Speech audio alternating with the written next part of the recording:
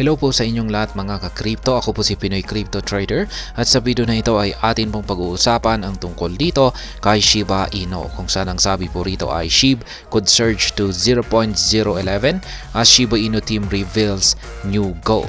Ayan. Meron daw pong i-reveal.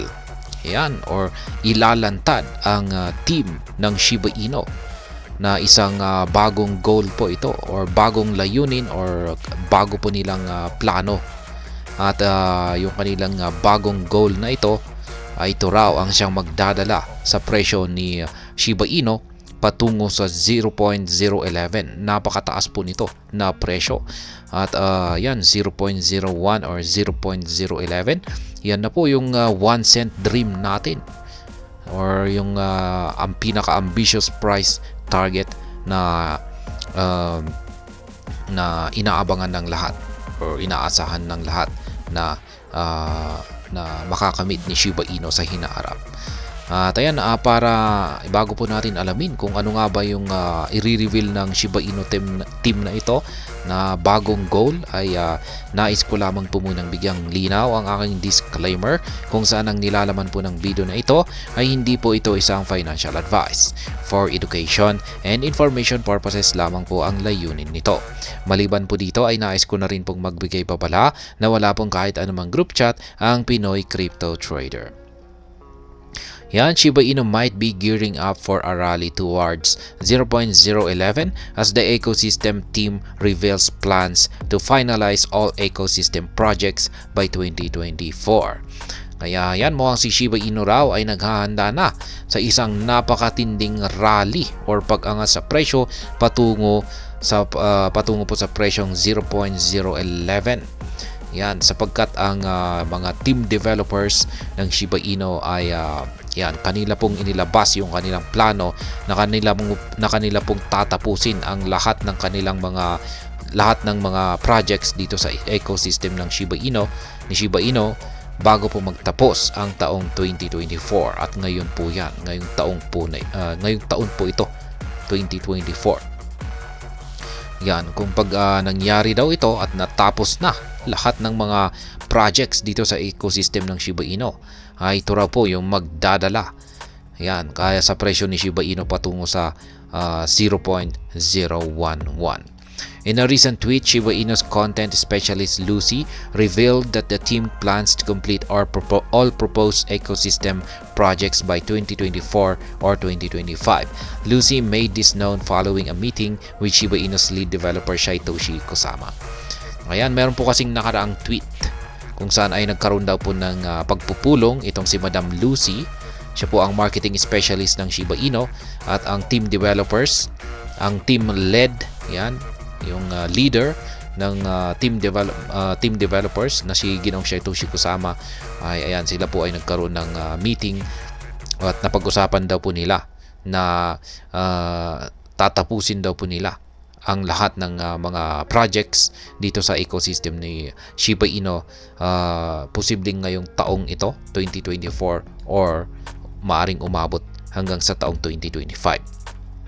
According to Lucy, the team plans on completing all proposed Shiba Inu projects by the end of the year, adding that the overarching vision for the Shibarium ecosystem shall be finalized between 2024 and 2025. Kaya yan po, mismong si Madam Lucy ang nagsabi na yan, ifa-finalize na po nila or talagang tatapusin na nila lahat ng mga projects dito sa ecosystem ni SHIB, yan, sa pagitan po ng taong 2024 at saka 2025. Notably, she pointed out that the estimated timeline is not a promise but an ambitious goal to finalize all projects by 2024.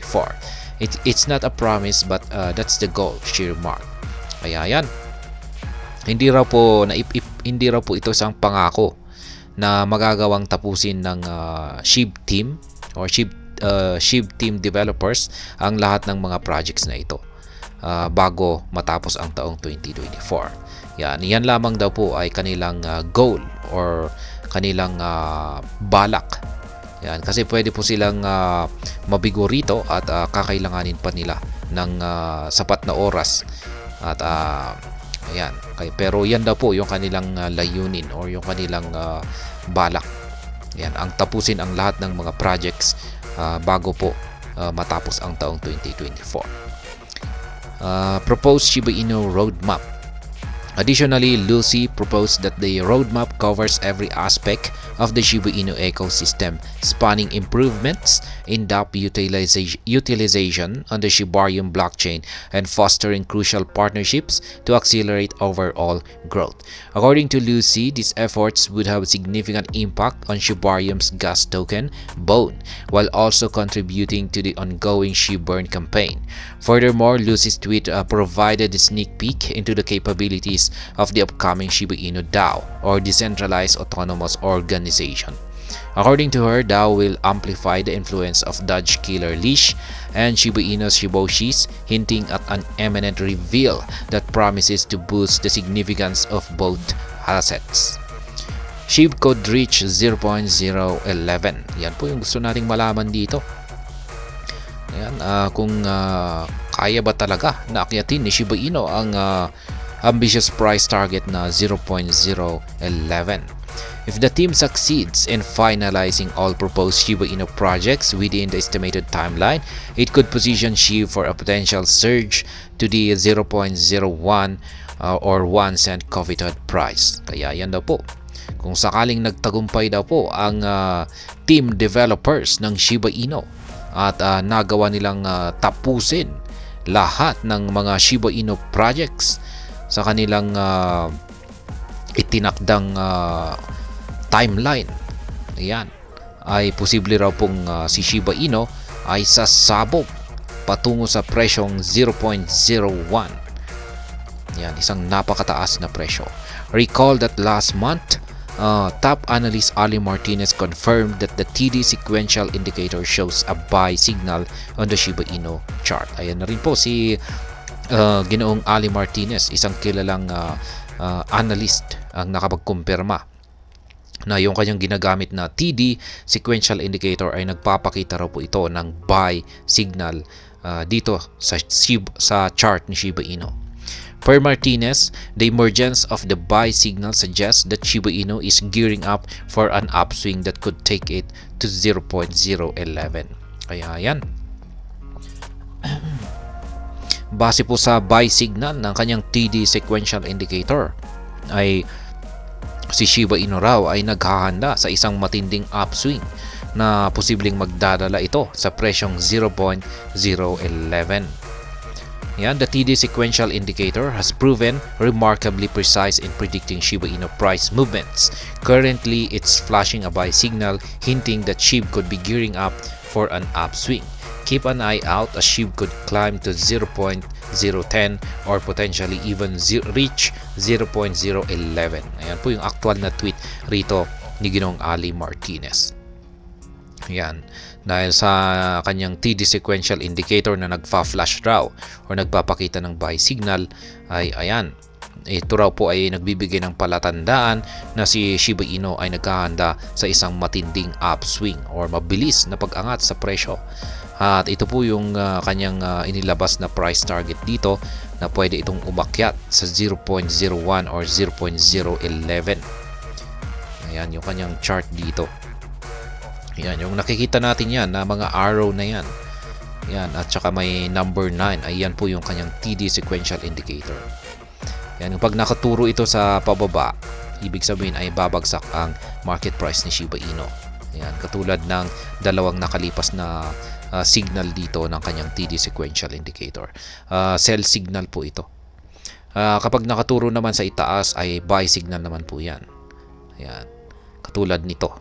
At ngayon ay kamakailan lamang ay lumabas po yung signal dito na nakaturo sa pataas. Ibig sabihin ay buy signal po yan. Reaching the projected price of 0.011 would require Shiba Inu to rally 112,259% from its current price of 50 digits 979. Kaya yan pong muli. Ang si Shiba Inu ay posible daw pong umakyat sa presyong 0.011 at posibleng ang magdulot nito ay ang plano ng Shiba Inu team na tapusin ang lahat ng mga projects dito sa ecosystem ng Shiba Inu. At ayun, hanggang dito na lamang po tayo sa video na ito. Sana po ay inyong nagustuhan ang aking paliwanag dito. Kung inyo po itong nagustuhan ay pakiclick lamang po ang like button nito. Para naman po sa mga bago lamang dito, kayo po ay aking inaanyayahan para mag-subscribe. Pakiclick na rin po ang bell icon nito dahil ito po ang siya magsisilbing notification nito sa mga bago kong videos na akin pong ina-upload sa aking YouTube channel na ito. Marami pong salamat sa panonood, ingat po tayo lagi at God bless po sa ating lahat.